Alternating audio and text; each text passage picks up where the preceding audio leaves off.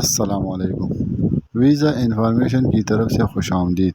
Visa information की तरफ से आप लोगों को एक नया वीडियो दिखाता हूँ। ये वीडियो नीदरलैंड के बारे में है, जो यूरोप का एक शेंजन कंट्री में आता है। जो लोग ख्वाहिशमंद हजरात हैं वो इस वीडियो को ज़रूर देख ले, इंशाल्लाह आपको भरपूर फ़ायदा होगा। और क्या क्या रिक्वायरमेंट है, कौन कौन से डॉक्यूमेंट चाहिए और कैसे अप्लाई करना है और कहाँ अप्लाई करना है और कितना ख़र्चा इस पर आता है। तो मेहरबानी करके अगर कोई ख़ुद करना चाहता है तो फिर ख़ुद कर ले, नहीं तो फिर कैसर साहब से रब्ता करे और मेहरबानी करके इधर उधर एजेंटों से बच रहे। और अगर किसी ने चैनल को सब्सक्राइब नहीं किया तो मेहरबानी करके इस चैनल को सब्सक्राइब करें और बेल आइकन को दबाएं। बिस्मिल्लाहिर्रहमानिर्रहीम, अस्सलाम वालेकुम। आप इजी वीज़ा यूट्यूब चैनल देख रहे हैं। इससे पहले कि मैं इस ज़बरदस्त वीडियो का आगाज़ करूं, चूँकि ये सेल्फ़ प्रोसेसिंग वीज़ा है, मुकम्मल प्रोसेस बताऊंगा जिसमें फ़ीस, ख़र्चा, कहाँ जाना है, क्या क्या करना है, कौन से डॉक्यूमेंट दरकार हैं, कहाँ अप्लाई करेंगे, कैसे अप्लाई करेंगे, डिमॉन्स्ट्रेशन करके बताने वाला हूँ। तो वीडियो बहुत बड़ी हो सकती है लेकिन बहुत काम की वीडियो है। आपने स्टेप बाय स्टेप फॉलो करना है, आपका पूरा प्रोसेस कंप्लीट हो जाएगा। आज मेरे पास 8 तारीख है और 12 तारीख से हमारी एयर टिकटिंग एंड टूरिज्म शुरू हो रही है। वो क्लास मैं ले रहा हूं और 12 तारीख से ही हमारी होटल मैनेजमेंट कोर्स शुरू हो रही है और वो क्लास भी मेरे पास है, मैं ले रहा हूं। तो जिन लोगों ने अब तक एडमिशन नहीं करवाया, जिन्होंने करवा लिया है वो तो रेडी हैं, मुझे पता है, वो तो ग्रुप का हिस्सा बन रहे हैं मेरे साथ। लेकिन जो उन्होंने नहीं करवाया है वो करवा सकते हैं। दोनों कोर्सेज जो हैं 15,000 रुपये में अवेलेबल हैं, कोई ज़्यादा अमाउंट नहीं है। अच्छा, अब आ जाइए वीडियो के अंदर। मामला ये है कि सबसे पहले नीदरलैंड के हवाले से मैं आपको स्टेप बाय स्टेप बता दूं कि यहाँ पर आईटी जो फील्ड है वो बहुत बड़ी है, इंजीनियरिंग फील्ड बहुत बड़ी है, health care, agriculture, logistic, warehouse, education की फील्ड बहुत बड़ी है। आपके दिमाग में होना चाहिए आपके पास एक professional European CV and cover letter होना बहुत ज़रूरी है। इसके लिए आप खुद बना सकते हैं या हमारी ऑफिस की हेल्प भी ले सकते हैं। यूरोप प्लैटिनम प्रोग्राम का हमारा हिस्सा है। आप जॉब सर्च करने के लिए जो काम करेंगे आपको मैं पूरा डेमोन्स्ट्रेट करके बताऊंगा, लेकिन पहले मैं आपके सामने बातें रख दूं कि और आपको क्या करना होगा। इससे पहले कि आप लोग ओवरसीज, क्योंकि आप फॉरेन वर्कर हैं तो आपको पता होना चाहिए कि आपके पास 3 ऑप्शन आएंगे। एक हाईली स्किल्ड माइग्रेंट वीज़ा आएगा, ठीक है, एक आएगा रेगुलर वर्क वीज़ा और तीसरा आएगा सीजनल और टेम्परेरी वर्क वीज़ा। ये 3 कैटेगरीज हैं। आपने सही का इंतखाब करना है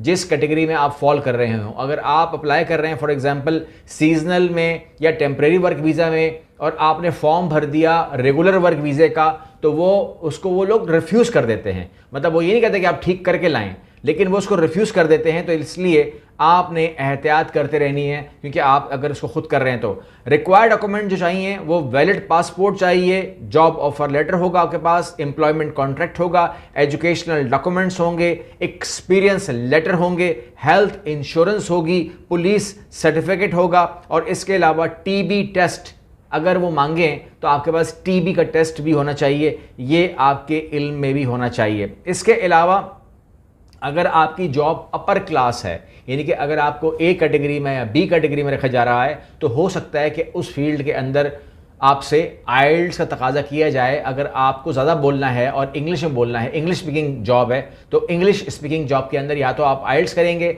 या तो फिर आप अपनी प्रोफेशनसी जो आपकी है उसका आप सर्टिफिकेट बना के देंगे कि भाई इस बंदे की इंग्लिश ठीक है, तो भी काम चल जाएगा। ये हो गया।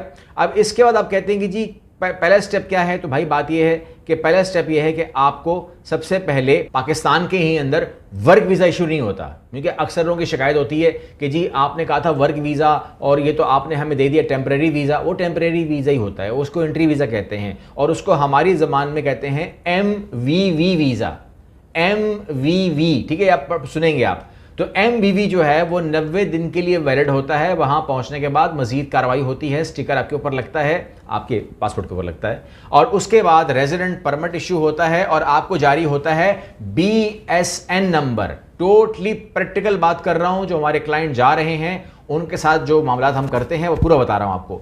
BSN नंबर जो है उसको आप कहते हैं सिटीजन नंबर। ये आपको जारी होता है और उसके बाद यानी कि आपका कार्ड बन जाता है, आपका स्टिकर लग चुका है और उसके बाद आप अपनी जो वो है वीज़ा सबमिशन उसकी तरफ आप चले जाते हैं। वीज़ा सबमिशन पाकिस्तान में कहाँ पर होगी?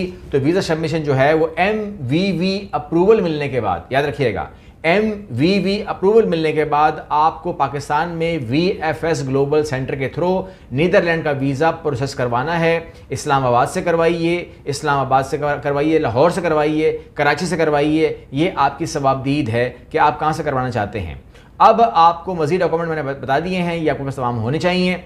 VFS आपसे बायोमेट्रिक भी लेगा, या आपके इल्म में होना चाहिए, और कभी कुछ डच एम्बेसी शॉर्ट इंटरव्यू भी ले सकती हैं, यानी कि डच एम्बेसी आपको कॉल कर सकती है कि आप VFS जाएं प्रोसेस के लिए, मगर हमारे पास भी आएँ, एक शॉर्ट इंटरव्यू हो सकता है। लेकिन नॉर्मली ये नहीं होता, क्योंकि अब तक जो सूरत हाल हुई है तकरीबन मैंने देखा है कि 10 में से 8 लोगों का नहीं होता, 2 लोगों का होता है। क्योंकि जहाँ तक मैंने नोट किया कि बड़ी कैटेगरीज़ के अंदर होता है, छोटी कैटेगरीज़ में या नॉर्मल कैटेगरीज़ में, रेगुलर में नहीं होता है।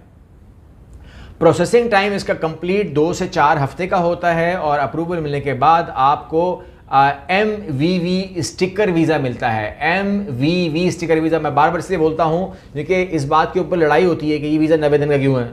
भाई वो 90 दिन का ही वीज़ा होता है, वो टेम्परेरी वीज़ा होता है, वो वीज़ा नहीं होता है, वो ख़त्म हो जाता है। आपको वर्क वीज़ा वहाँ लगा के देंगे तमाम कार्रवाई कंप्लीट होने के बाद। ठीक हो गया। अब आप आ जाइए डिमॉन्स्ट्रेशन के ऊपर, जहां आपको मैंने इन्फॉर्म करना है कि आपने किस तरह जॉब हासिल करनी है, और ये बिल्कुल भी मुश्किल नहीं है, आपको मैं पूरा करके दिखाऊंगा। आपको मैं सबसे पहले लेकर आया हूं वेलकम टू NL के ऊपर। इसका जो कोड है आपको मिल जाएगा, इसका जो लिंक है वो मिल जाएगा आपको डिस्क्रिप्शन में, और मेरे फर्स्ट कमेंट में मिल जाएगा, वहां से लेकर आप इसे खोल लीजिएगा। यहां पर आप देख रहे हैं कि जी वर्क, लिव, जॉब्स, इमिग्रेशन, तमाम चीज़ें। वर्क में आप इसको ज़रूर पढ़िए, work culture, innovation sectors, trending industries, NL startup, ठीक है ना, आपको पता होना चाहिए ना, ये हमारी टॉपिक तो हमारा बाद में हो सकता है, मैं आपको स्टार्टअप, सक्सेस स्टोरीज़, तमाम चीज़ें आपको मैं दिखा सकता हूँ, लेकिन ये भी अलग मामला है। लेकिन आप जॉब में इंटरेस्टेड हैं, तो मैं फ़िलहाल जॉब पे क्लिक कर रहा हूँ। जॉब पे क्लिक किया, आप यहाँ पर आ गए, आपके पास जो है सर्च इन 1642 कंपनीज़ के अंदर 5526 जॉब्स इस टाइम अवेलेबल हैं। ठीक हो गया। नीचे आप आते हैं, आपके पास देखते हैं कि आपके पास डिफरेंट जॉब्स अवेलेबल हैं। बहरहाल हमारे पास यहाँ पर 5526 जॉब्स अवेलेबल हैं, हर किस्म की है। लॉजिस्टिक के अंदर है, सेल्स एंड मार्केटिंग में ठीक ठाक जॉब्स हैं, इसके अलावा क्रिएटिव इंडस्ट्रीज़ हैं, पैकिंग है। चलें पैकिंग को क्लिक करते हैं।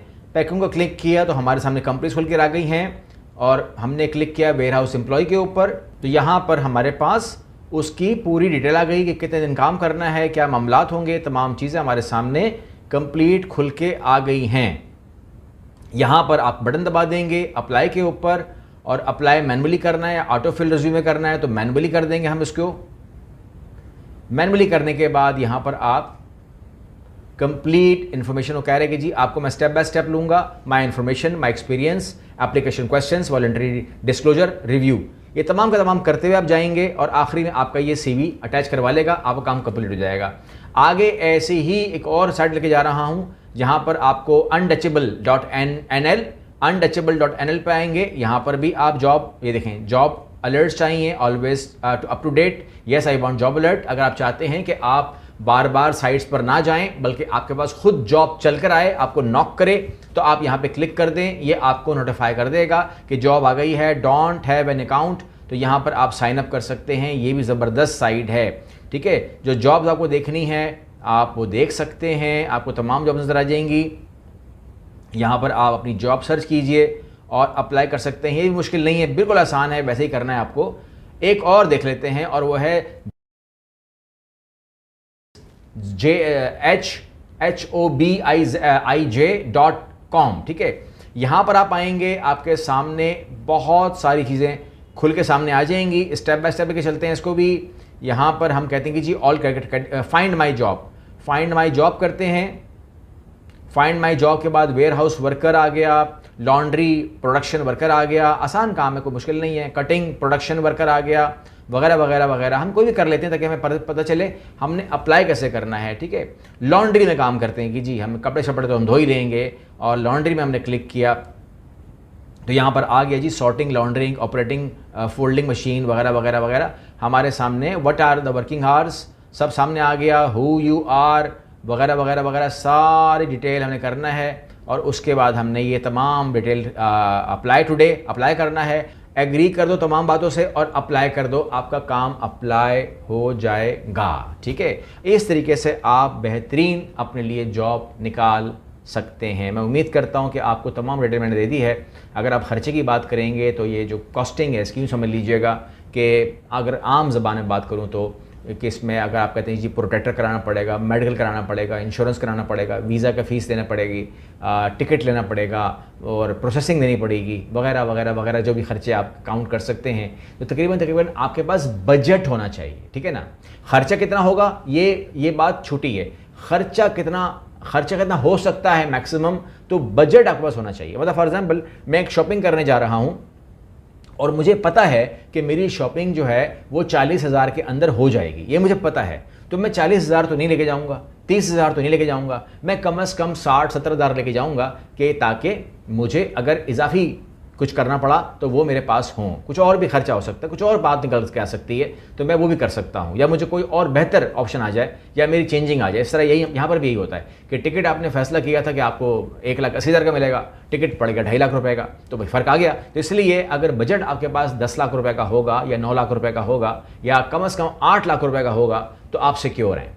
अगर आपके हाथ में, जिस तरह मुझे लोग कमेंट करते हैं ना कि मेरे पास 1 रुपये भी नहीं है, तो उसको यूरोप तो नहीं जाना चाहिए ना एटलीस्ट, यार उसे कम से कम करना ही चाहिए कि पाकिस्तान में वो रहे, अगर 1 रुपये भी नहीं है तो ठीक है, पाकिस्तान में वो रहे, जॉब करे, अपने आप को डेवलप करे, अपनी मंजिल पाए, तरक्की करे, पैसा बनाए, पैसा जोड़े, और उसके बाद जो है फिर वो आगे बढ़े ज़िंदगी में। अगर वो यहाँ पर ज़ीरो पे खड़ा है तो उसका मतलब वो नाकाम इंसान है। तो नाकाम इंसान का काम क्या है? पाकिस्तान में फिर उसको रहना चाहिए, सिंपल सी बात है। वो यहाँ पर बोझ है, अपनी फैमिली पे बोझ है, क्योंकि कुछ करता ही कुछ नहीं है, फैमिली पर बोझ है, तो वहाँ पर वो नीदरलैंड के ऊपर बोझ बन जाएगा। इसलिए नीदरलैंड को भी सेव करना है हमने ऐसे लोगों से। अगली वीडियो मिलते हैं, अल्लाह हाफ़िज़।